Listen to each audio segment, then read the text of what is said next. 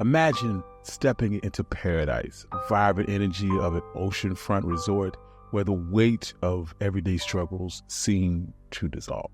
Now picture you're Black in America, seeking the same serenity, but there's so much more at stake. Welcome to the world of Black resorts, where a simple glimpse of freedom and happiness was crafted out of necessity. Join me as we explore the untold stories of Black resorts. And if you like stories like this, you can find more stories like this at onemichistory.com. Also, check out my second channel at One Mic 2. But without further ado, let's get started. Throughout the Jim Crow era, Black resorts emerged as vital sanctuaries for African Americans seeking pleasure and recreation in the face of a segregated society. These resorts, including beaches, some amusement parks, and resort towns, were created for and sometimes by African Americans, offering a refuge from the perverse racism, enabling individuals to enjoy recreation without humiliation. These significant resorts extend beyond pleasure. They were vibrant centers of Black societal life, fostering cultural expression, providing a crucible for development of Black music and entertainment. Additionally, Black resorts were pivotal in promoting economic empowerment, entrepreneurship within the Black community, and serving as essential spaces for community building and Black identity formation. See, let's go back. In the aftermath of the Civil War, during Reconstruction, the possibilities for leisure and recreation in America began to shift, particularly for African Americans. Through emancipation promised freedom, it was soon overshadowed by systemic inequalities enforced through Jim Crow laws, effectively mandating every part of Black people's lives. Despite these challenges, in the late 19th, 20th centuries saw the emergence of a Black middle class. This group consisted of educators, business owners, professionals, skilled laborers, and they managed to establish a foothold of economic stability and social mobility. This era, often associated with the New Negro movement, was a time that celebrated Black cultural pride, self-determination, and economic empowerment. As the Great Migration took place, millions of African Americans moved from the South to urban industrial areas. These migrants transformed the social and cultural fabric of these American cities. As those urban landscapes thrived, so did the demand for leisure and recreation. These pursuits were not without obstacles. In these new urban homes, African Americans faced restricted access to leisure spaces that were claimed as the domain of white privilege. Even in the North, where segregation wasn't explicitly legalized, discrimination still lurked behind the scene, often barring African Americans through subtle policies and intimidation. As waves of Black Americans arrived in these cities, their exclusion for recreational areas only intensified, leading to tensions and resistance from white communities determined to maintain segregation. In response to these barriers, a movement began within the Black community aimed at creating recreational spaces free from discrimination. Black entrepreneurs and community leaders, driven by personal encounters with racial injustice, embarked on establishing their own resorts and leisure havens. Among these pioneers was Major Charles Douglas, who founded Highland Beach, Maryland in 1839, following his own experience with racial exclusion. Similarly, A.L. Lewis established American Beach, Florida in 1935, crafting an oasis in the middle of the Jim Crow South. These initiatives were more than just business ventures. They were acts of resistance and empowerment. Black-owned resorts became sanctuaries of leisure where African Americans could enjoy relaxation away from the oppressive eye of white society. But beyond leisure, these spaces played a vital role in community building and cultural innovation. Resorts like Highland Beach and American Beach catered to elite Black families, while more modest establishments offered affordable escapes for working-class families, and religious organizations also contributed by creating retreats for spiritual rejuvenation and community engagement. Economically, these resorts fostered entrepreneurship and development within Black communities. Black-owned resorts such as hotels, restaurants, and entertainment venues would flourish, providing employment and economic growth. Occasionally, these resorts even served as venues for political activism, where leaders strategized how to fight against injustice, and hosted civil rights meetings. The period between the 1920s and the 1960s was a transformative era for Black resorts in America, marked by significant growth and a vibrant cultural scene. This golden age was catalyzed by the harsh realities of Jim Crow segregation and the rise of the Black middle class seeking places to escape from that segregation. Establishments like Idlewild, Michigan, epitomized this era. Having been established in 1912 by 4 white businessmen, it rapidly transformed into the premier Black resort community, drawing vacationers mainly from urban centers like Chicago and Detroit, who were in search of relief from city life.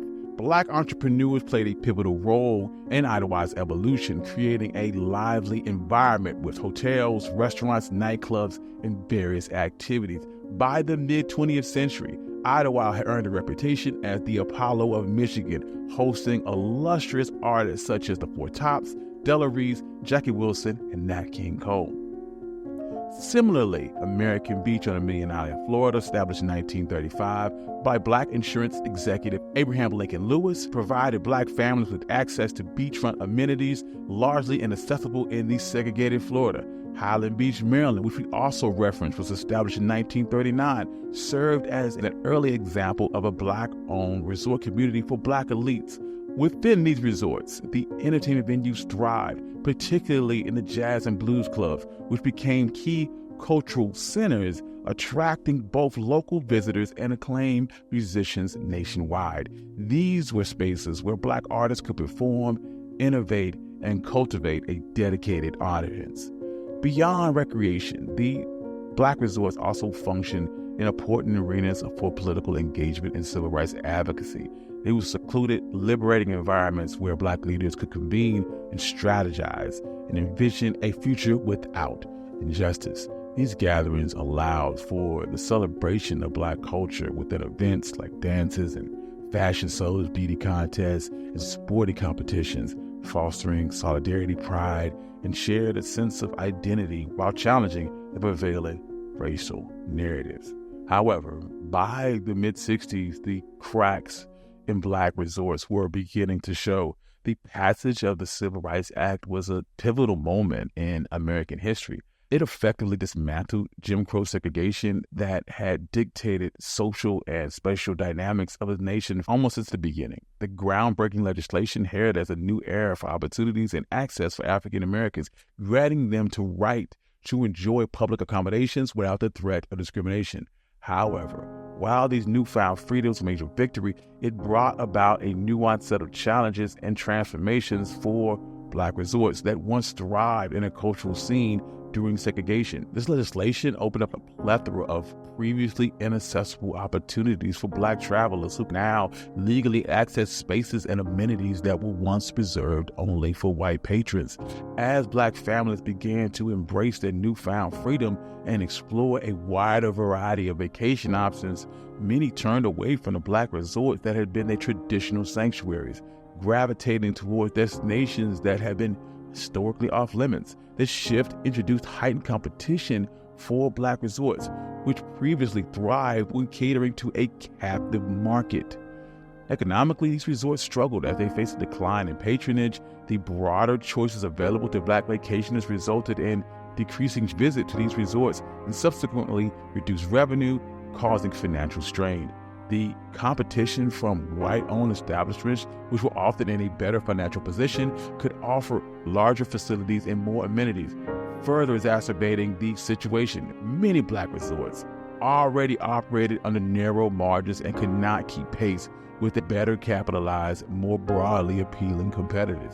Additionally, securing the necessary investments to upgrade and expand facilities became increasingly difficult, largely due to historical discrimination that limited access to capital for Black business owners. In the wake of these financial difficulties confronted by Black resorts, there was a troubling rise of exploitation by real estate developers eager to acquire valuable beachfront property, often pressured resort owners to sell at bargain basement prices.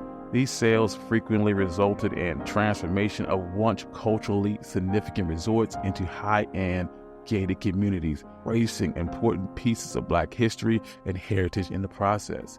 the decline and evolution of Black resorts in the aftermath of civil rights advancements is a complex and bittersweet chapter in Black history. In recent decades, there has been increased recognition for historical and cultural significant Black resorts, leading to efforts to preserve their legacy and shared story.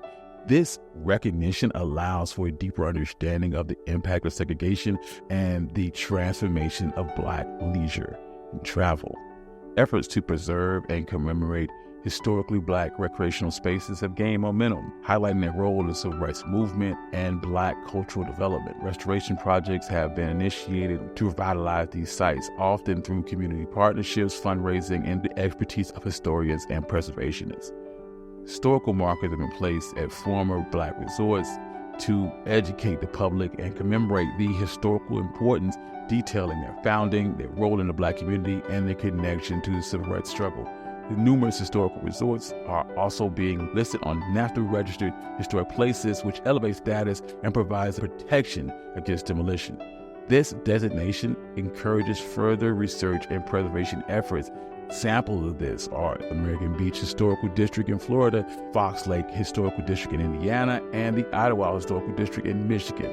Additionally, Historical Park Service has conducted studies and research initiatives focusing on African American outdoor recreation, helping to document and understand the historical context of Black resorts.